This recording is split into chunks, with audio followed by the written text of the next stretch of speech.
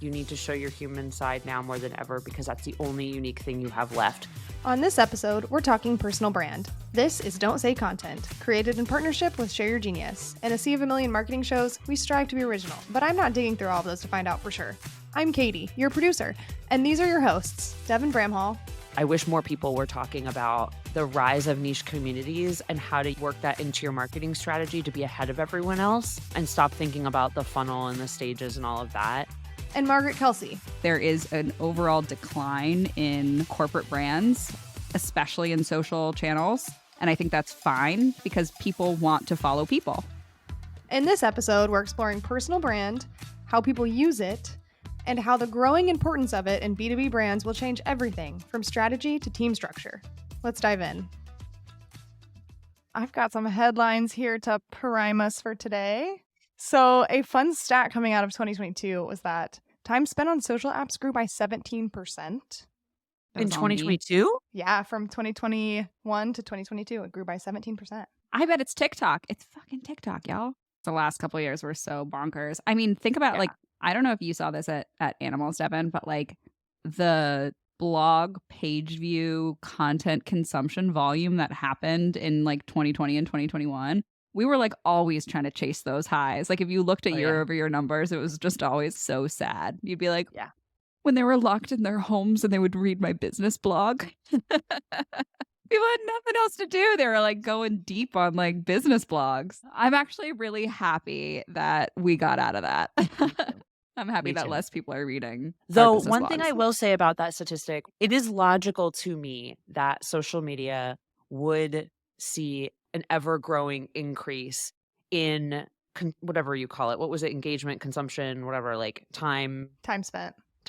Our generation was the split one where we started off without technology and the ones before it. And so like what's happening are two things. These next generations after us are starting with tech, which means that like there's more and more people, and the laggards of social media adoption, they've come up a lot more. And so to me, that number will likely only continue to increase, especially as Margaret mentioned, like new platforms come into play. I think what will be really interesting for me is less the sheer number, but actual behavior within them, which is, you know, if we continue to go down this path of niche communities online, I think engagement could increase even more, but it will be split across more platforms. Yeah. Like overall engagement will be higher. I think that's what's really interesting. I think that I wish more people were talking about the rise of niche communities and how to work that into your marketing strategy to be ahead of everyone else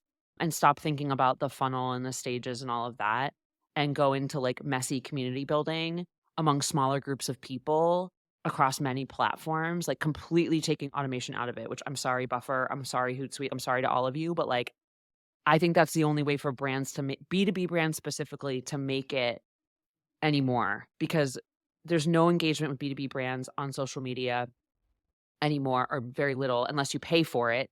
And so these niche communities are going to be an opportunity for like individual influencers at companies to represent the brand. All right. I was literally sitting on my edge of my seat being like, if somebody listens to that and spins up a brand thing in a niche community, oh no, they're going to get booted or like ignored or whatever. But I do agree with you. I think that that's the second part of it, is the individual influencer at an organization joins these niche communities and acts more as like a whatever advocate than the actual brand. I think there is an overall decline in corporate brands, especially in social channels. And I think that's fine because people want to follow people, right? Like people care about people. And so I think that the things that we're going to see continue to rise as brands will become and continue to become an amalgamation of the people at the company. Specifically, obviously, like the more senior leaders are less likely to leave and churn and whatnot. So I think the more that those people can build their own personal brands. And then what happens is the brand becomes just this like unification layer. But if you think about how that changes voice and tone, how that changes messaging, like it ultimately fundamentally changes a lot of your brand and content strategy when you're activating individuals and their brands, and having the layer underneath it be the company, rather than the company as this like monolithic structure and maybe there's some influencers underneath it. I love that. I'm like, that seems like the Holy Land. Also, I think what you're saying, Margaret, could actually continue this trend of workers having more power. Yep. Because if a company is that reliant on individual personal brands, and I think that makes a lot of sense, then workers will continue to have even more leverage, which I think is good. And then you think of, is it a brand's team's responsibility to, instead of normally just make sure that the entire company and the entire company that's creating corporate messages have the right voice, tone, message, whatnot, is it actually the brand's team to make sure that every single person within the company can become an external brand advocate, right? Yeah. And what does that look like? And I think that it changes a lot of the responsibility and functionality of brand, and it's less about policing and more about empowering. But I think that this is only also, I hate to go back to AI. I'm so sorry. I'm so sorry. But the fact that there's so many content AI, like generative AI tools for content, the things that will remain as being important that we can hang our hat on is insights attached to real human beings. Whether or not that human being used AI to write that insight or clarify it or edit it, whatever, I think attaching it to a human being to say that I agree with this insight, or I have this lived experience and have this insight out of it, we're only going to start to see that becoming the thing that people care about too. Back to the brand guidelines.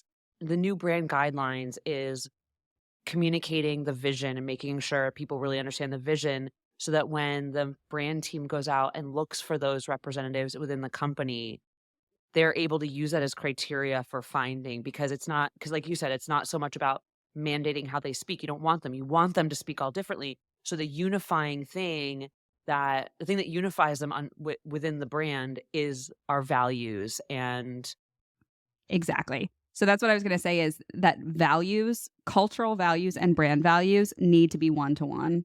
The thing that you use to hire people and to say they're going to fit in our culture is also the same decision-making criteria of, this is what our brand stands for externally. And the closer you can get those to be the same set of criteria that you're using for hiring and you're using for like culture building, promoting internally, and then also using that because it aligns to the types of values that are interesting to your target audience, to your customers, that's how you build this thing where you're actually filtering way earlier than what you were saying, Devin. You're not going into your company and saying, okay, well, who of these people will be aligned to this brand story?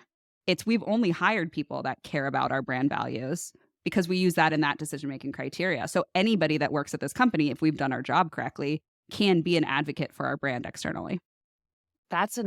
Wow, that's really interesting. And I wonder then too, if job descriptions start to change, where like a part of your function, is community engagement and externally facing, like more influencer-y stuff, that would be really interesting. The second thing you said about AI and like thought leadership. So I actually did an experiment on that recently on social media. So I had a LinkedIn post I wanted to write, and I'm the most typical writer in the world. I have lots of thoughts, but it takes like shackles to make me actually write something. And so I was like, well, maybe I can use AI to help me like write through my thought. And so I tried. I put my opinion in, like, it's probably partly just that I haven't learned how to use it to properly, but what it gave me was the LinkedIn bro version of my thought. And it was like, and everything's a happy ending. I'm like, it stripped out all the nuance. Mm-hmm. And it brings me back to something I heard Bernard from ClearScope say on his podcast recently, where he was talking about AI. And he was saying that the thing about AI is it distills existing information, content, etc. Yeah. It's like the weighted average of what has come before. Right. And so because of that, things like politics and religion, things that have nuance, things that are constantly moving, right? Like opinion, all that, it actually isn't very good at that yet, because it can't put all those things together in new ways necessarily. It Yeah. can put things together into a creative story, maybe in a new way, but it can't like form opinions for you. And that was my experience, which I think for those people who have businesses and are wondering like, "Oh no, what about AI?" I'm like, there's thought leadership type content that's strongly opinionated, having a stance content is still a big opportunity. When people come to me for advising, one of the questions that they most frequently ask is around thought leadership. Mhm. They're, people who run companies and they're like, how do I get like, do I hire an agency? Do I hire a person? It's so hard to have someone else write my thoughts for me. And I'm like, yes, Yeah. And it should correct. be. Okay. So this brings up how I talk about that in a similar way is that as a content team, as a marketing team, you need to adopt a practice of content facilitation rather than content creation.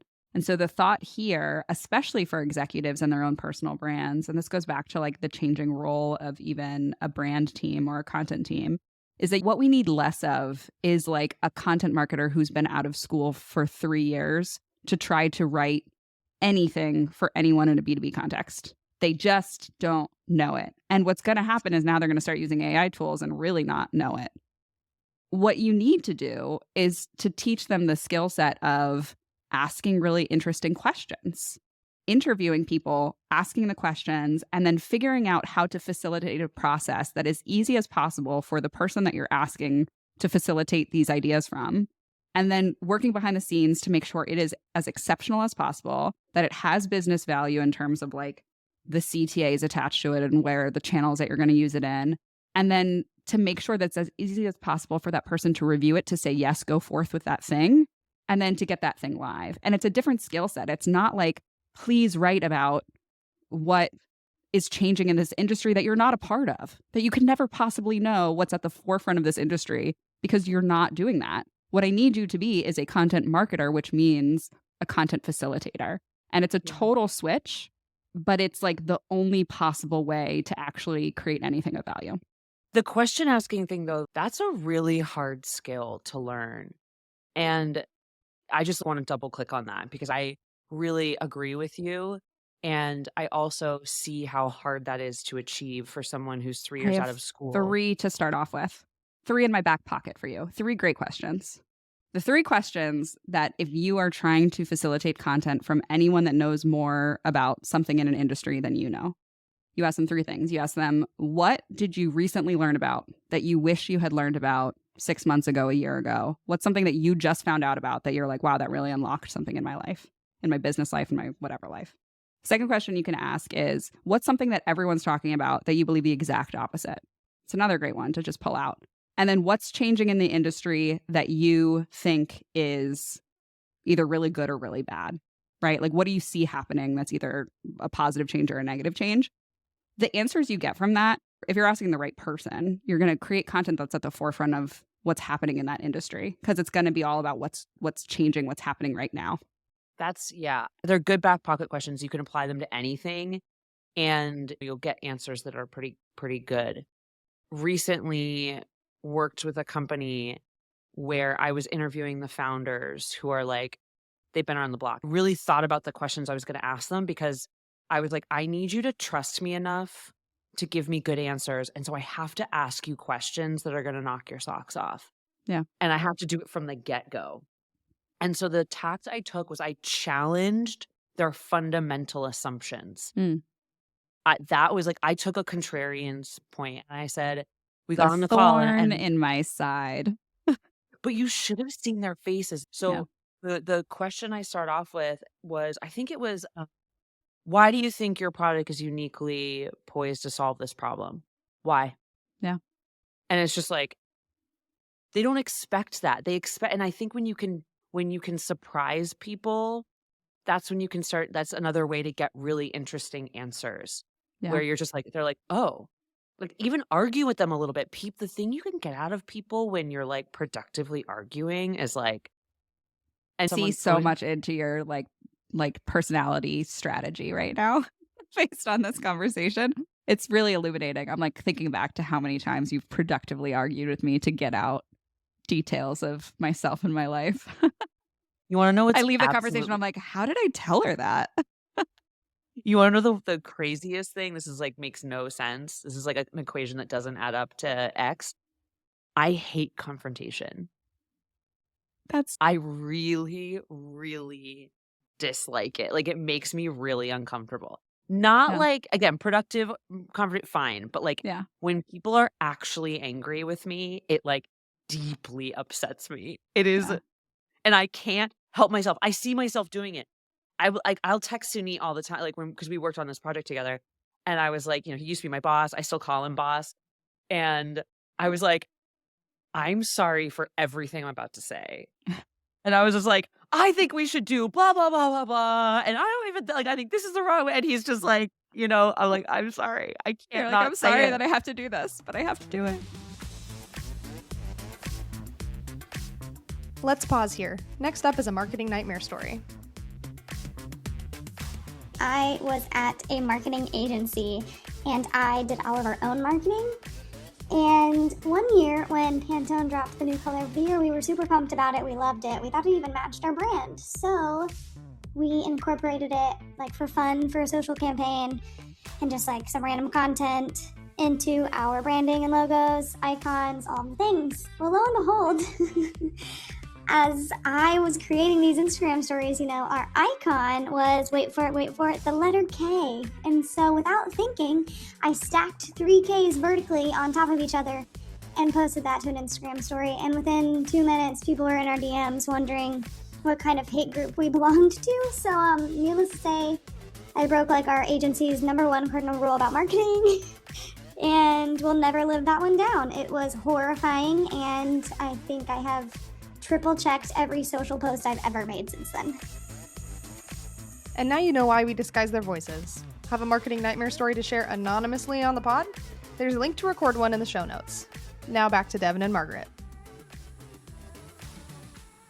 There's something else that I care more about because the what Okay. really depends on you, what you're comfortable doing, what your goals are, etc. But the way I have found personal brand useful, particularly early on in my career, is in giving myself an identity within my industry, but outside the confines of my role. The first example is when I was working in customer support at a tech company in Boston. And I was like, I realized I kind of wanted to change my career. I took some time. I figured out content marketing was what I wanted to go in. And I didn't have any experience yet. So I had to make a career pivot and like not lose my job because this is again, when people got paid no money to do work. We weren't all being paid $100,000 right out of school. So I changed my branding online. This is back when business cards were still a thing. So I made them. That's cute. And Retro. I know they were really cute, actually. I got a lot of props on them. But so I would go to a lot of networking events in Boston on behalf of my company. So a lot of like customer support, like stuff like that. And when I was there, when I would talk to people, I would say, I'm a happiness specialist. It's a vague title that I was more than happy to describe because I was able to translate the work that I did in customer support into something around like community engagement because I was writing like blog content and stuff like that too. So it was like it was a sneaky way for me to sort of reposition myself, start to network and see if I could get like job offers, whatever. I ended up being able to pivot at my company. But, and then the next thing was once I became a content marketer, I was like, okay, how do I like position myself distinctly within this industry? So I called myself a storyteller. This was before storytelling was a buzzword. So like it actually did stand out. People were like, oh my gosh, what does that mean? I also quite literally did do stand-up storytelling like live on stage. So like that helped. And so what that translated into is an event series that I created called the Master Slam. Then it translated into a course that I taught at General Assembly called How to Use Storytelling to Get What You Want, which is like, by that time I've been working in marketing a little bit longer. So I was able to marry these two things together. It was a wildly popular series. They're still teaching it. But it's like now, just like I was able to accelerate my career growth through my like make pivots, accelerate career growth, get more experience. Cause I think a lot of times like you're at any company you're at, you're going to be limited, right? You can't do everything, get your hands on everything you want to do. So I was able to go out and get experience with different types of like email marketing, event planning, event marketing, all that stuff. It's continued throughout my career to serve me. And what it looked like when you asked, what does personal branding mean to you? It looked like something different depending on the thing I was trying to achieve in the moment. Yeah. I would also say it looked like play. Like that sounds like things that you just like really found joy and value in doing. And I think that that's a piece of the puzzle that I don't want to lose, is that like finding yourself, describing yourself, that should come from a place of play rather than from a place of being so serious. And never before this show, before this year, before this period of my life, had any interest in something that I would have considered personal branding. I had an aversion to it. I didn't like the idea of it. I wanted to like be heads down and be known as the person that like did the work. I never really cared about like lifting my head up and like sharing my insights. I think I've always deeply thought that other people knew more than me, to the point where that's why, talking about content facilitation, that's why I stumbled upon that, because when I got that first job at Invision and I was a content marketer to try to write content for designers, I very quickly understood that I knew jack shit about what I was talking about. I was like Googling like, what is product design? And all I got was Don Norman's like book of everyday things. And I'm sure that's not the right title, but like it was about physical products. It's like around like the design of teacups and Norman doors and things like that. And I'm like, oh shit, I don't know. That's not what these people are doing with this product. And I think that it served me well, because I feel like I have never thought that I had, until very recently in my career, thought that I had insights worth being insightful about or branding myself around. Can I ask you a question about that? I have a Absolutely. question. You said something that I was really interested in and I would like to know more about. You said, I wanted to be known as someone doing the work. Yeah. And my question to you is, why does developing a personal brand equal to you someone who isn't doing the work? I know. It felt like a distraction to me. It felt like if I was spending time doing that, I wasn't spending time figuring out the problem for the company I was working with, because the funnels are so different. If I am personal branding for my career, I don't need a huge funnel of inbound opportunities the way that like a B2B startup does, right? B2B startups need like high volume, high funnel. You can experiment a bunch. If I was building my own personal brand with the thought of like my career and my opportunities, I only ever needed the next opportunity. And those things came from a strong word of mouth that I was capable and willing to do the work. And so for me, it was, maybe you could say that's personal branding, but like my personal brand, you actually coined this term on a different podcast, the speakeasy brand. And when I heard it said aloud, I really loved it, because it felt like maybe I was doing a personal brand, but that was my personal brand. Is like, I didn't want to be public facing. And I loved that idea of like, oh, who you really need to know. If you have that open role, who you really need to know is Margaret. And no, she's not really on posting a bunch of stuff on LinkedIn or on Twitter, but like she's the one that actually can get you to that next stage, because she spent all of her mind share on how to build that bigger funnel. So to me, it was like in that side of my brain where I'm like, why would I build a big funnel for myself, a big brand for myself, if the only thing I really need is that next opportunity? That's interesting, because there's something you said earlier in there that I don't think you believe. Oh, tell me that. So you said earlier that why would you do personal branding? Because it doesn't apply to B2B, because B2B has a different funnel.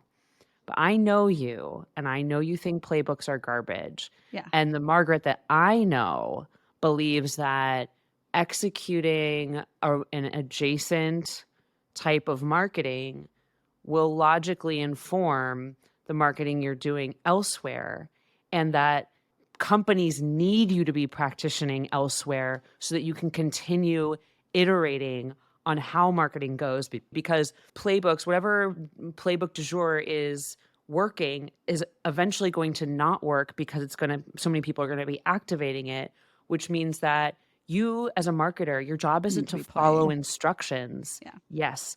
And so I believe that you believed that then, but the Margaret today I know knows that that was incorrect. Yeah. If you're not playing there's elsewhere, lots of you're fallacy. Yeah, there's lots of fallacy baked into that assumption. And especially right now, where talking about layoffs, and you need to find your unique value in order for people to want to keep you.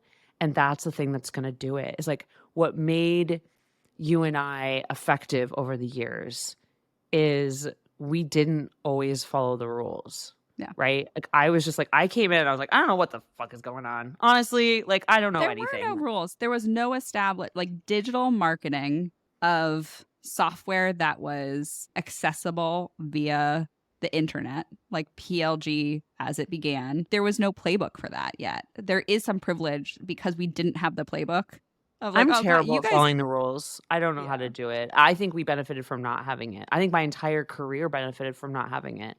Like being homeschooled, not having any part of my career be conventional at all until I actually started working. I think that kind of mindset is what people need to stand out now in particular.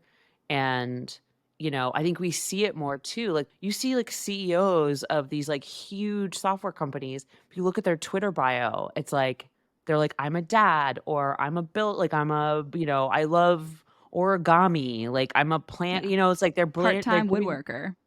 yeah, and I'm like, Yeah. that to me is really smart. It's like you're humanizing yourself. I was literally this morning talking to Lindsay. She's the CEO of Casted, and she's like, her belief, she literally built an entire company around this philosophy. I'm going to ruin it because she has like the succinct version of it. But it's about being human. It's like you need to show your human side now more than ever because that's the only unique thing you have left. Because there's so much saturation. There's so many people following playbooks and rules and writing boring stuff as a result that Yeah. like this is the time to get weird. When I was talking about that previously, of like my own definition of personal branding was activation through social channels.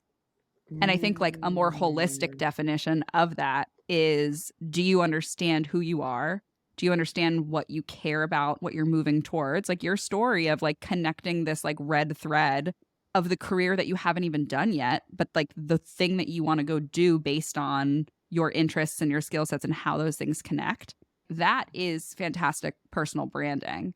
To me, I was allergic to the idea that I need to activate it in a public way. But every single time I would switch jobs or be entertaining offers of switching jobs, I made sure before I got on the call, like I didn't prep about like, what's your biggest weakness and what's your blah, blah, blah. But I made sure to be able to have an inspirational story of the thing I cared about and how that red thread connected through my last 3 jobs and how it connects to a broader vision. Doing the work of the personal branding, I just wasn't activating it publicly.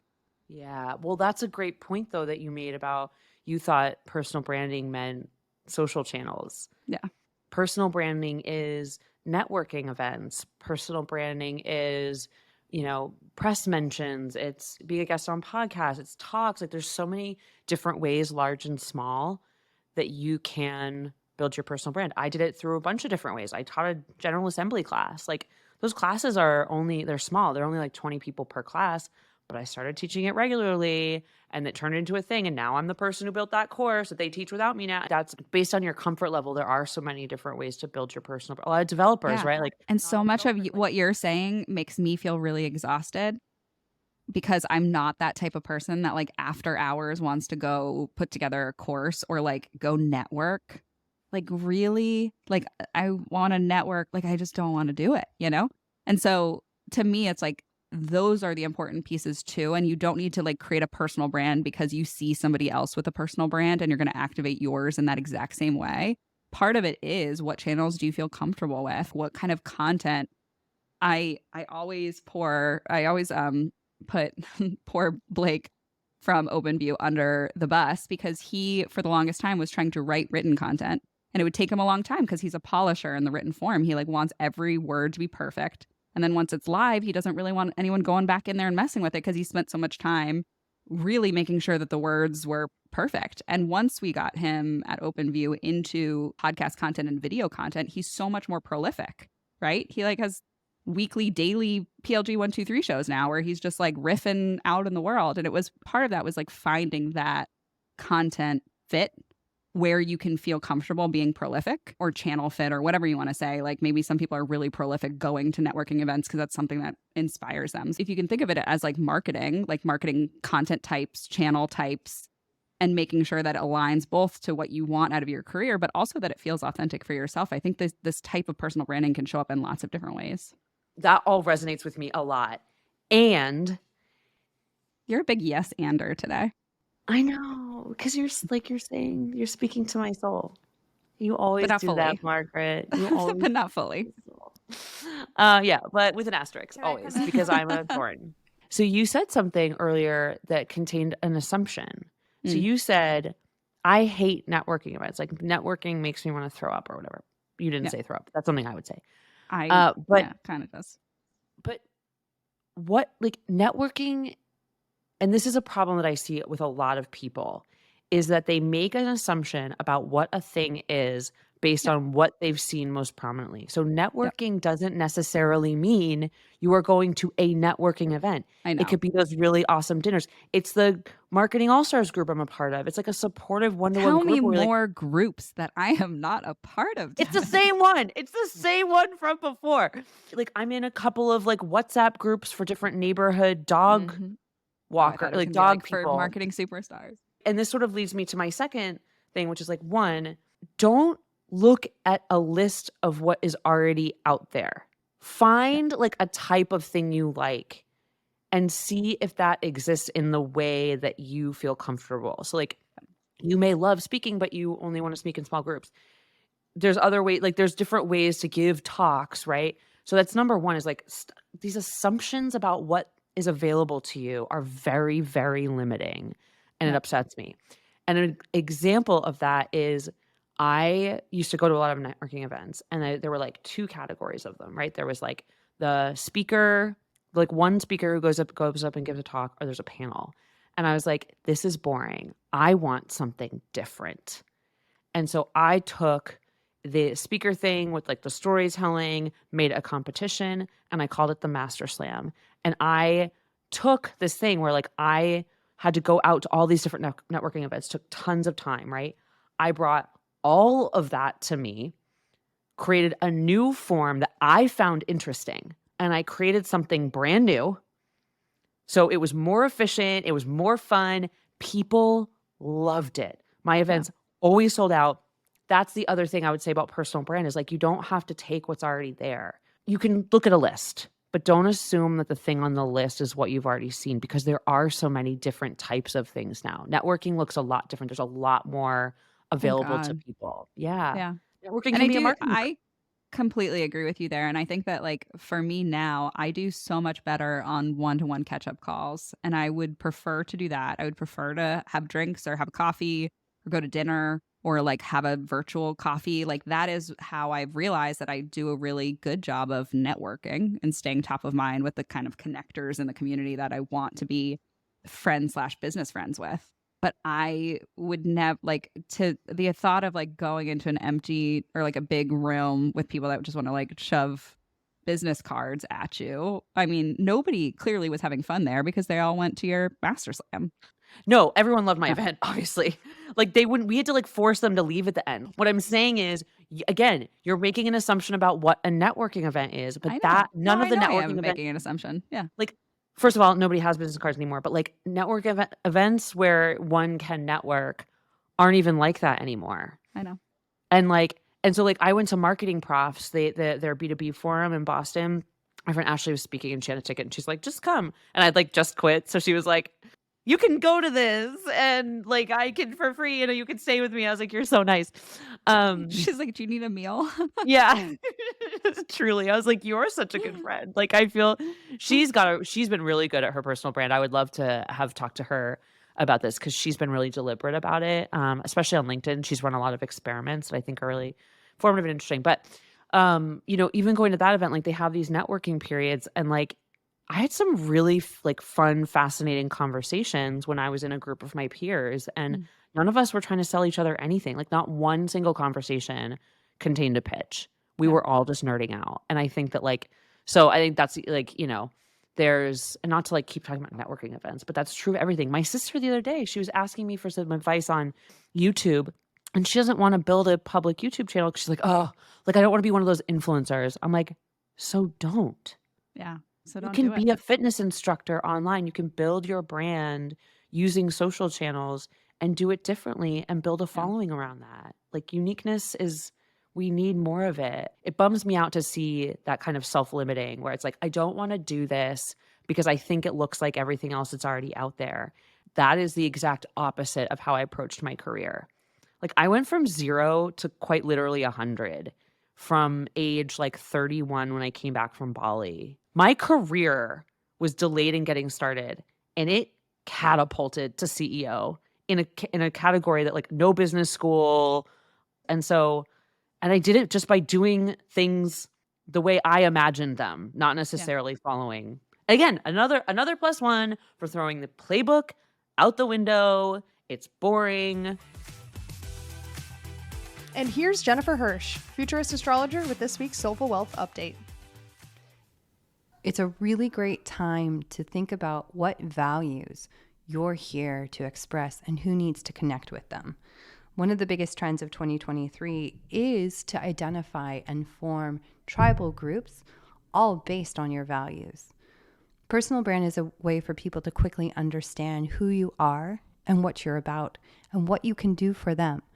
So how you can create value for someone else.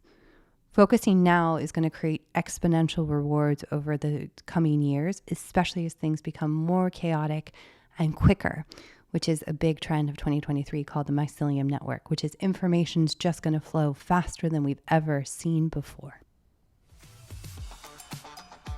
All right, this is where our show ends. Thanks for tuning in. And if you like what we're doing here, don't forget to subscribe and leave us a review. Maybe share it with your friends. Up to you. I'll see you next time. Katie, I think we did it. I think we did a good job. I thought that was vibey AF, as the children would say.